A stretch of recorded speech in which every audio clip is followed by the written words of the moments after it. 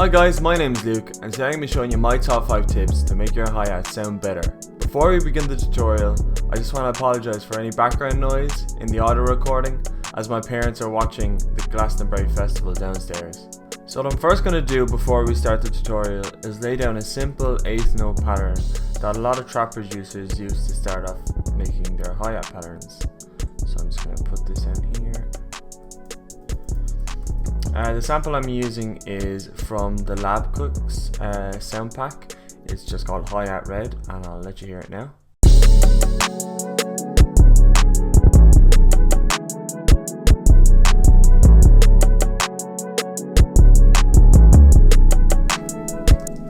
Just going to raise the velocity a bit. Right, so you can use that in a certain beat where it just wants to be simple, but I feel like this could add a little bit of spice, a little bit of rolls, and some other tips that I'm about to show you. So the first tip of this video is going to be about hi-hat rolls. Now this element is a key element in trap music. This was co-founded by Lex Luger and other producers of that time, and it's basically 16th or 32 notes hi-hats. So instead of 8 notes all throughout the pattern, you can vary it throughout and just change it and flip it as it goes on. So I'll just show you now. I'll try and find a pocket by listening to the drum beat by itself and see if I can find some nice places to put my hi-hat rolls.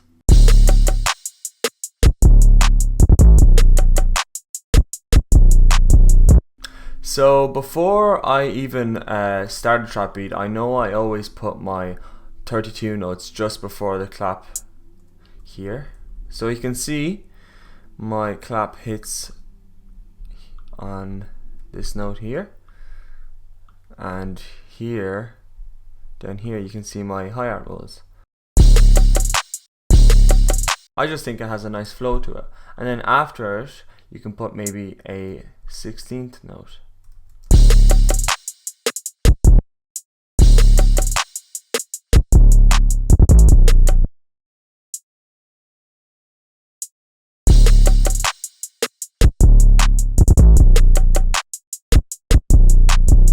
So there's some simple ones, but we can add it. We can add this. We can take these two patterns, double them up, and add some variation throughout the bars.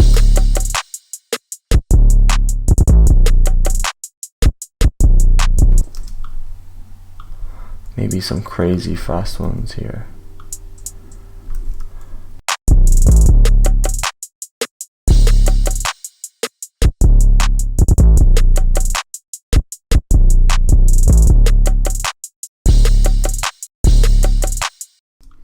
Maybe just switch up to triplets. Basically, you just keep playing this by ear and make sure to add some variation but not to overdo it. So this might be a bit of an overkill here.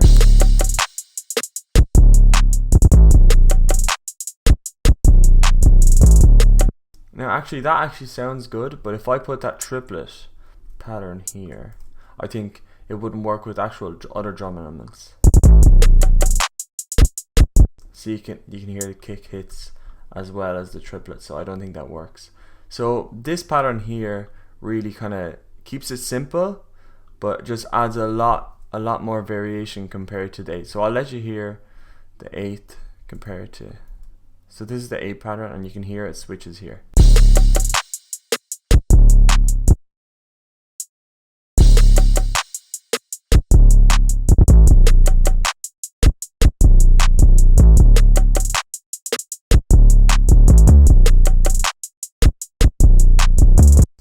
So as you can hear, it adds a lot more variation and depth to the actual beat. So I'll just play the melody with it. So it adds more bounce to the actual whole beat.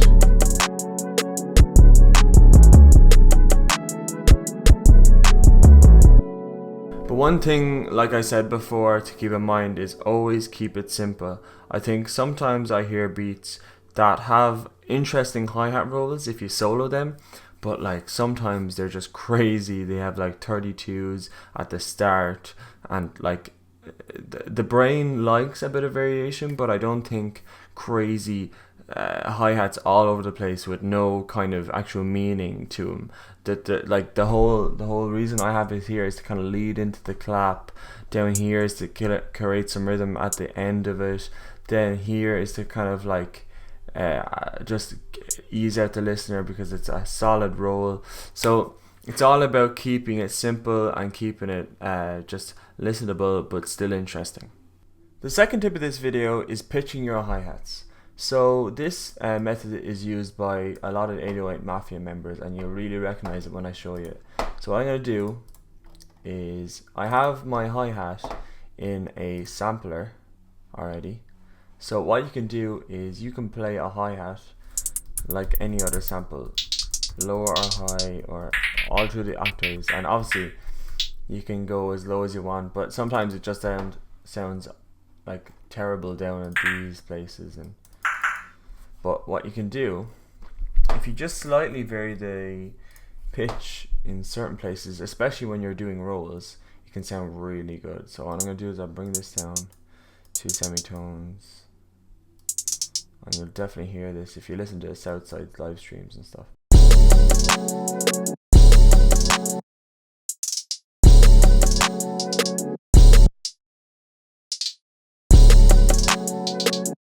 If you're wondering how I got the actual notes to play as I drag, you just press this little blue headphone jack, and this is really helpful for doing these kind of things because you can actually hear what it's going to sound like.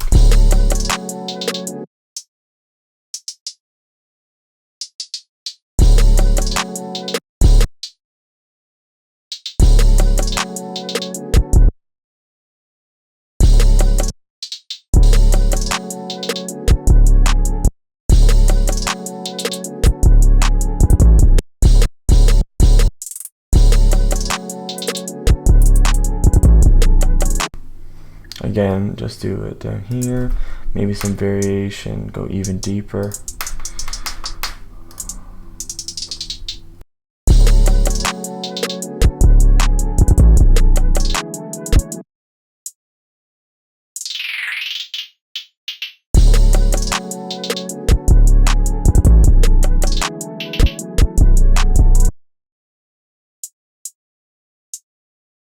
What I can do is, you don't always have to go downwards. What you can do is actually, and what I like to do is literally just delete these and have one note and press Command D to duplicate and just go up.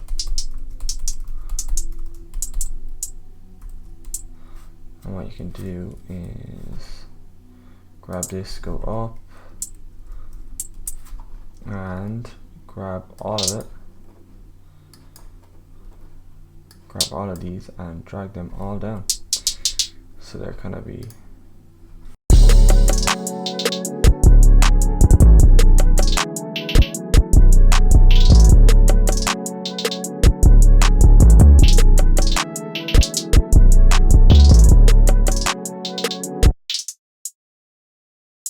it's all about kind of experimentation, really.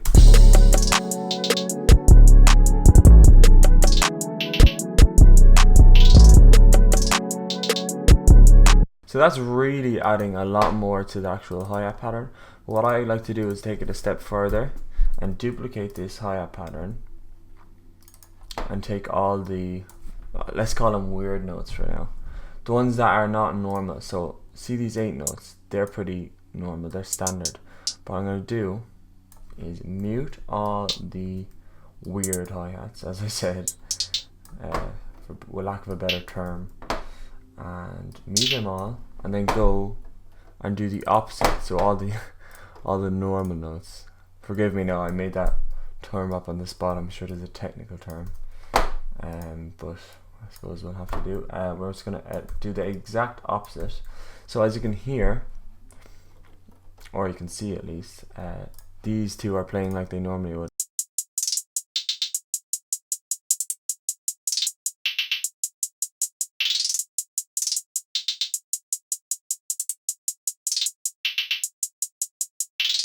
I'm just making sure there's no duplicates. So basically, here's the normal ones, or the weird ones, and then the normal ones. And what you can do For the weird ones, I like to do is add a ping pong delay. So only for these ones. So I'll just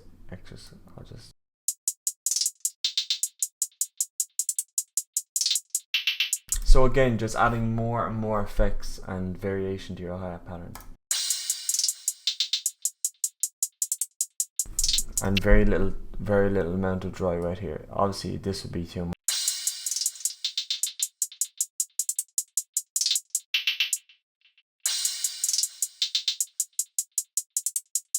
Change the different, basically, you know, keep this in mind where you can change all these settings. You don't have to do exactly what I have to do, but I'm just doing it to my ear.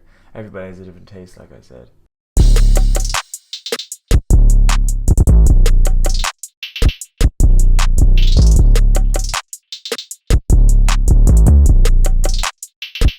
I really do love that pitching sound of the hi-hats. I think it adds so much more than just the standard pure born eighth note over and over again. I think there's so much different ways you can actually, like, you can add phasers, flangers, like all types of compression to these hi-hats, and you can get the most crazy sounds, and that's what's going to separate your beats from another. Okay, so let's move on to the next tip. So the next tip, I'd have to say, is quite an advanced one and quite a time consuming, but really worth it. So what I'm going to do is duplicate the normal, as I said, control closed N L. If you watch my snare and clap video, you'll actually recognize this. So this stands for closed normal left, normal right, closed weird right, and closed weird left. I'll just to make sure they're all the same, I'm just gonna make this left. So what I'm gonna do is head into this MIDI, and every second, what I'll do is I'll delete all these notes here, make sure I don't overlap anything, and then copy this down. Delete these. So basically what I'm going to do is every second and first, so for the left one, the first note will play on the left and the second will play on the right. So what I'm going to do is get the second note and mute it with the 0 key. Let's go along, bang, bang, bang, bang, bang, bang, bang, and then for the right one I'm going to do the exact opposite. So I'm going to go along, fold basically just takes whatever notes you're using and make sure they're, get away. Fold basically just shows you any notes that you're using and any key instead of showing all the keys. So bang, bang, bang, bang. Don't know why I'm saying bang. Bang, bang. So they'll play again normal. Oh, we have a duplicate there, so you can tell they're actually, so this one just has to go here.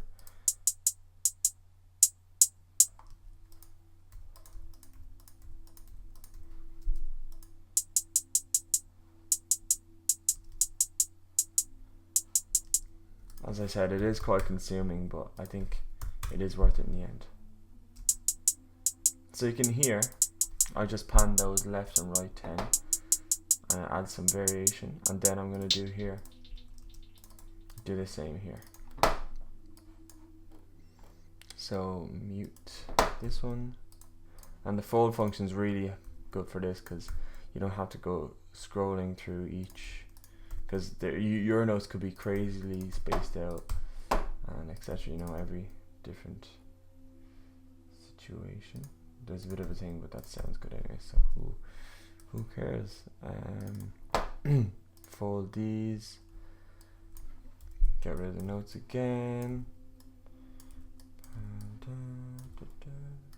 There we go. I'm just going to do the exact opposite.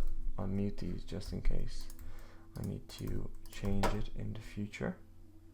Keep this, delete that, delete that, delete this, delete this, and hopefully we have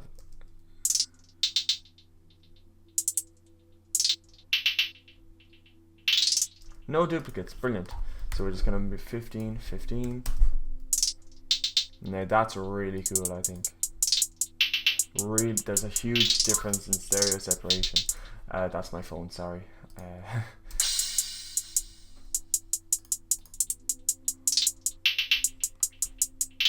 Like that is moving around my head. It's so cool.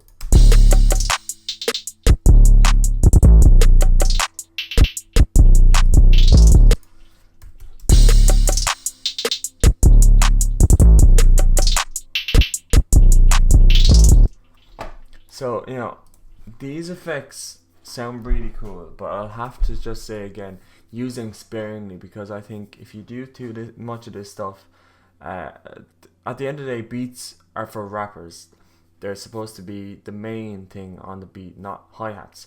So maybe some producers like maybe Travis Scott and stuff would like all this complicated stuff, but if you're making this beat for like a Playboy Carti type beat, this is not on Playboy Carti. Pierre Bourne literally has his hi-hats like just all the way through. Maybe a like that is like you need to cater for what kind of producer what kind of artist you're going to. You know, if you're going to Travis Scott, you're going to do these complicated things. If you're going to Playboy Carti, you're going to do simple things, you know. But don't let that stop your creativity. But if you're aiming towards a certain type, you have to be accurate, like I said before. So the second last tip of this video is not so much a tip, it's more of a kind of a clever little glitch I found. I don't know if it's a glitch, but it's a little trick I showed some producers and they've really kind of been blown away by the fact that you can actually do this. So basically when you start in Ableton and you have your BPM up here, you can use the smallest time here and you can get really fast notes. But what if you actually want to get faster than that? Well, the only really thing that people think you can do is do this, turn off the grid, and then like duplicate it. But as you can see, you kind of lose time and you don't have the actual bar to work with. So what you can do is zoom right in, and I'm just going to find a place where this would suit. So maybe here. Say if I wanted really fast hi-hats here, like even faster, and a bit like a crazy roll. So here, so I'm going to zoom in, consolidate with Control J, and then you can get these crazy fast. See how many like notes you can get. So I'm obviously not going to get these crazy ones, but what I'm going to do is put this here. Now that's after messing it up. I'll just do this again. There, separate this.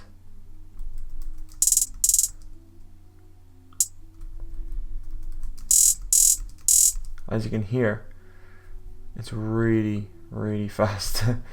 So I'm going to take this down and mute this. Just go on with the pan again.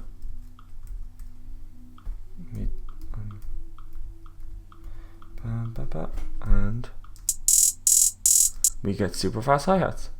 So it's just a case of consolidating your hi-hats to get these really fast. You can hear it now.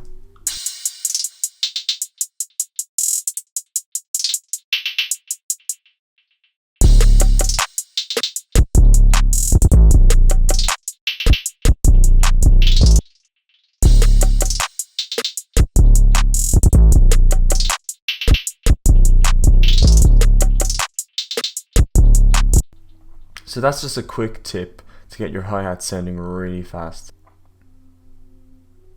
So the fifth and final tip of this video is using Ableton's inbuilt kind of multiply and divide functions for MIDI clips. So you can just go into any MIDI clip in Ableton. Just for this example, I'm just going to use the normal hi-hats as I call them. And I'm going to go down to this note tab, and as you can see it says divided by 2 or times 2. So you can make it divided by 2, like to divide the actual length of the MIDI clip by 2, or multiply the actual speed by 2. So what I can do is press the times 2 button, and you can see even by looking at it, the hi-hat patterns are going to be slowed down. So I'll just play this. So this is just really handy to maybe make some variations in your beat. So I'll just play it with the actual weird notes.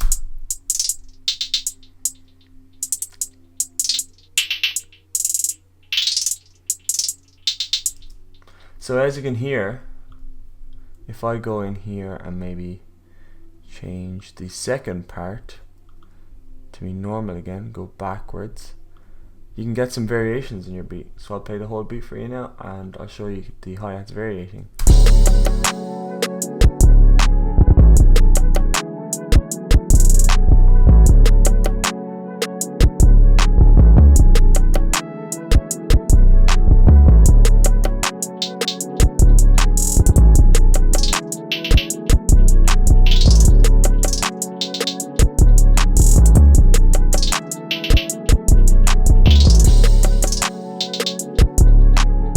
So you can hear it adds such a new bounce to the hi-hats, and just using Ableton's simple built-in functions, you can have a different sound, a totally different sound, and let the computer do your creative work for you. If you have an idea, Ableton has all these crazy features that make your creative process so fast, and just honing in on these skills can make your beat making so much easier.